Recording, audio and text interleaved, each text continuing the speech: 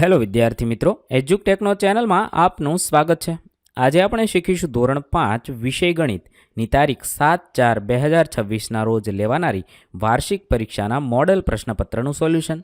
વિદ્યાર્થી મિત્રો, આ પ્રશ્નપત્ર માત્ર નમૂનારૂપ છે। તેના આધારે તમે તૈયારી કરી શકો છો। પરીક્ષામાં આ જ પેપર પૂછાશે નહીં, પરંતુ પરીક્ષાની તૈયારી માટે આ પ્રશ્નપત્ર ઉપયોગી છે।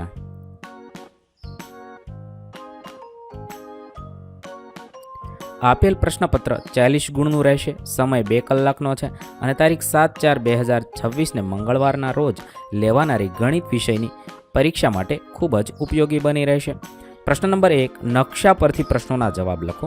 અહીંયા એક નકશો આપેલો છે, તે વાંચવાનો છે, જોવાનો છે, સમજવાનો છે। તેના આધારે પ્રશ્નોના જવાબ લખીએ। સવાલ નંબર 1, શાળાએ બાગની કઈ દિશામાં આવેલ છે? તો પૂર્વ દિશાએ આવેલી છે। 2, મંદિર શાળાની કઈ દિશામાં આવેલ છે? તો ઉત્તર દિશાએ આવેલું છે। 3, બાગથી રેલવે સ્ટેશનનું અંતર જણાવો। તો 12 કિલોમીટર છે। 4, કયું અંતર સૌથી વધુ છે? તો શાળાથી બાગનું અંતર સૌથી વધુ છે। 5, મંદિરથી કોલોનીનું અંતર જણાવો। તો 10 કિલોમીટર છે। ત્યારબાદ પ્રશ્ન નંબર 2, સાચો વિકલ્પ પસંદ કરો। 1, જે લંબઘનની લંબાઈ 10 સેમી, પહોળાઈ 5 સેમી અને ઊંચાઈ 1 સેમી હોય તેની નેટ નીચેનામાંથી કઈ હશે? 4 ઓપ્શન આપેલા છે। સાચો જવાબ થશે સી થશે। ત્યારબાદ બીજું છે, આ નેટને વાળીને પાસો બનાવતા જવાબ લખવાનો છે। સાચો જવાબ થશે બીની સામે ડી આવશે। ત્યારબાદ ત્રીજું છે, નીચેનામાંથી કયો આકાર ત્રિપરિમાણીય એટલે કે 3D નથી? તો જવાબ થશે સી, એ 3D નથી।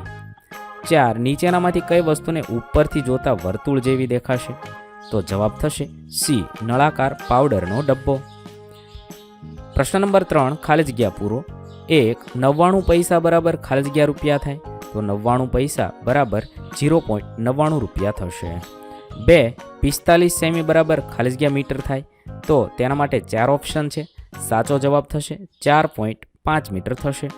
3, 0.4 ને સાદા અપૂર્ણાંકમાં ખાલી જગ્યા સ્વરૂપે દર્શાવાય? તો જવાબ થશે 4/10 સ્વરૂપે દર્શાવાય।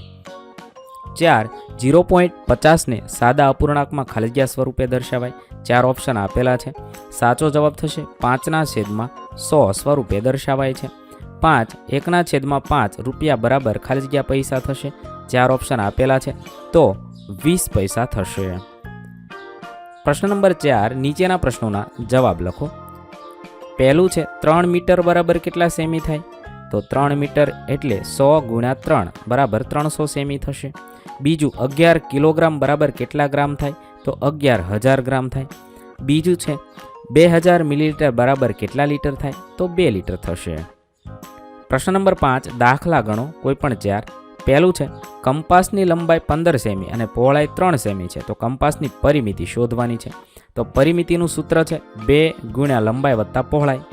લંબાઈ 15 છે, 3 પહોળાઈ છે, બંનેનો સરવાળો જવાબ થશે 36। ત્યાર પછી બીજું છે, રમતના મેદાનની લંબાઈ 100 મીટર અને પહોળાઈ 50 મીટર છે, તો મેદાનની ફરતે કેટલા મીટરનો સફેદ પટ્ટો દોરાશે? તો અહીંયા પણ મેદાનની પરિમિતિ શોધવી જોઈએ। પરિમિતિનું સૂત્ર છે 2 × લંબાઈ વત્તા પહોળાઈ, તો 2 × 100 વત્તા 50 એટલે 150 જવાબ થશે 300 ચોરસ મીટર। તો 300 મીટરનો સફેદ પટ્ટો દોરવો પડશે। 60 મીટર લંબાઈ ધરાવતા ચોરસ ખેતરનું ક્ષેત્રફળ શોધો। તો ચોરસ ખેતરનું ક્ષેત્રફળ 60 × 60 એટલે કે 3600 ચોરસ મીટર થશે। ચોથું, એક શાળાના મેદાનની લંબાઈ 25 મીટર અને પહોળાઈ 20 મીટર છે, તો શાળાના મેદાનનું ક્ષેત્રફળ શોધો। તો ક્ષેત્રફળ થશે 20 × 25 એટલે કે 500 ચોરસ મીટર ક્ષેત્રફળ થશે। પાંચમું છે, 17 સેમી લંબાઈ અને 12 સેમી પહોળાઈ ધરાવતા લંબચોરસની પરિમિતિ જણાવો। તો અહીંયા પણ લંબચોરસની પરિમિતિનું સૂત્ર મૂકીએ, લંબાઈ × પહોળાઈ, જવાબ થશે 58 સેમી, એ તેની પરિમિતિ થશે। ત્યારબાદ પ્રશ્ન નંબર 6, નીચે દર્શાવેલ આલેખ પરથી પ્રશ્નોના જવાબ। ધોરણ 5ના વિદ્યાર્થીઓને મનપસંદ મીઠાઈની માહિતી દર્શાવતા આલેખ પરથી પ્રશ્નોના જવાબ લખવાના છે। આ આલેખ જોઈએ। હવે સૌથી વધુ ઉત્પાદન કઈ મીઠાઈનું છે? તો જવાબ થશે હલવો, એ સૌથી વધુ ભાવે છે। બીજું, સૌથી ઓછું તો સૌથી ઓછું છે ગુલાબજાંબુ. ત્રીજું જલેબીનું ઉત્પાદન કેટલું છે? તો 20 છે. ચોથું બરફીનું ઉત્પાદન કેટલું છે અંદાજે? તો 15 છે. પાંચમું છે કઈ બે મીઠાઈના ઉત્પાદન વચ્ચેનો તફાવત સૌથી વધુ છે? તો ગુલાબજાંબુ અને હલવોનો સૌથી તફાવત વધારે છે. ત્યાર પછી પ્રશ્ન નંબર 7 માગ્યા મુજબ કરો. એક ગુંજનનું હૃદય 1 મિનિટમાં 72 વખત ધબકે છે, તો 3 કલાકમાં કેટલી વાર ધબકે? તો 1 કલાક એટલે 60 મિનિટ થાય. 3 કલાકમાં ગુણ્યા 60 એટલે કે 180 મિનિટ. 1 મિનિટના 72 ધબકારા, તો 180 મિનિટના કેટલા થશે? 180 ગુણ્યા 72 એટલે 12,960 વખત ધબકશે.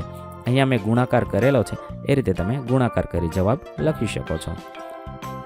બીજું છે એક શાળામાંથી 352 વિદ્યાર્થીઓ શિબિરમાં ગયા. દરેક તંબુમાં 4 વિદ્યાર્થીઓનું જૂથ રોકાયું હોય તો કેટલા તંબુની જરૂર પડે?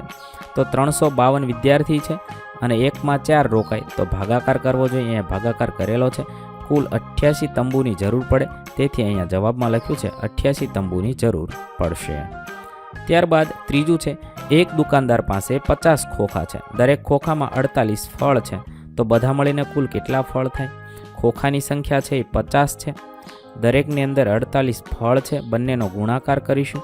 ગુણાકાર કરતા જવાબ મળશે 2400, એટલે આપણો જવાબ થશે 2400. ત્યારબાદ પ્રશ્ન નંબર 8 પ્રાથમિક શાળાના વિદ્યાર્થીઓ પ્રવાસે જાય છે. એક દિવસમાં એક વિદ્યાર્થીને નીચે જણાવ્યા મુજબની વસ્તુની જરૂર પડશે. તેના આધારે આપણે પ્રશ્નોના જવાબ લખવાના છે. વસ્તુનું નામ અને વજન છે. ચોખા 100 ગ્રામ, લોટ 100 ગ્રામ અને મીઠું 5 ગ્રામ એક વિદ્યાર્થીની જરૂર પડે. તો તેના આધારે આપણે પ્રશ્નોના જવાબ લખીએ. 3 દિવસ માટે 60 વિદ્યાર્થીઓને કેટલા ચોખા જરૂર પડશે? એક દિવસ માટે એક વિદ્યાર્થીને 100 ગ્રામ ચોખા જરૂર પડે. 3 દિવસ માટે એક વિદ્યાર્થીને 100 ગુણ્યા 3 એટલે 300 ગ્રામ. એવા 60 વિદ્યાર્થી 60 ગુણ્યા 300 એટલે કે 18,000 ગ્રામ ચોખા જોઈએ, એટલે કે 18 કિલો જોઈએ. બીજું છે 2 દિવસ માટે 30 વિદ્યાર્થીઓને કેટલો લોટ જોઈએ? તો એક દિવસ માટે એક વિદ્યાર્થીને 100 ગ્રામ. 2 દિવસ માટે એક વિદ્યાર્થીને કુલ 200 ગ્રામ થાય. એવા 30 વિદ્યાર્થી એટલે 200 ગુણ્યા 30 એટલે 6,000 ગ્રામ. મતલબમાં 6 કિલો લોટ જોઈએ. વિદ્યાર્થી મિત્રો, સૌને પરીક્ષાના બેસ્ટ ઓફ લક. પરીક્ષામાં ખૂબ સારા માર્ક્સ મેળવો તેવી પ્રભુને પ્રાર્થના. નવા વિડીયો સાથે ફરીથી મળીશું. ત્યાં સુધી અલવિદા. વિદ્યાર્થી મિત્રો, આપેલા વિડીયોની જો તમારે પીડીએફની જરૂર હોય તો તમે આપણી એપ્લિકેશન સ્માર્ટ સાથી પરથી મેળવી શકશો. વિદ્યાર્થી મિત્રો, આપણી એપ્લિકેશન સ્માર્ટ સાથી પ્લે સ્ટોરમાં આવી ગઈ છે, જેની અંદર તમે બધા વિભાગ જોઈ શકો છો. તેની અંદર વિવિધ ધોરણ છે. ધોરણ ઉપર ક્લિક કરતાં વિવિધ વિષય ખુલશે. વિષય ઉપર ક્લિક કરતાં તેની અંદર આવતા પાઠ ખુલશે. તેની અંદરથી તમે પાઠ્યપુસ્તક પણ ડાઉનલોડ કરી શકો છો. તેની અંદર આપેલા પાઠમાં ક્લિક કરતાં તમે પાઠની પીડીએફ, સ્વાધ્યાયની પીડીએફ, સ્વાધ્યાયન પોથીની પીડીએફ, પાઠના વિવિધ વિડીયોઝ, સ્વાધ્યાયના વિડીયોઝ, સ્વાધ્યાયન પોથીના વિડીયોઝ બધું જોઈ શકો છો અને ડાઉનલોડ પણ માત્ર એક ક્લિકમાં કરી શકો છો. વિદ્યાર્થી મિત્રો, આપણી એપને સપોર્ટ કરજો, ડાઉનલોડ કરજો.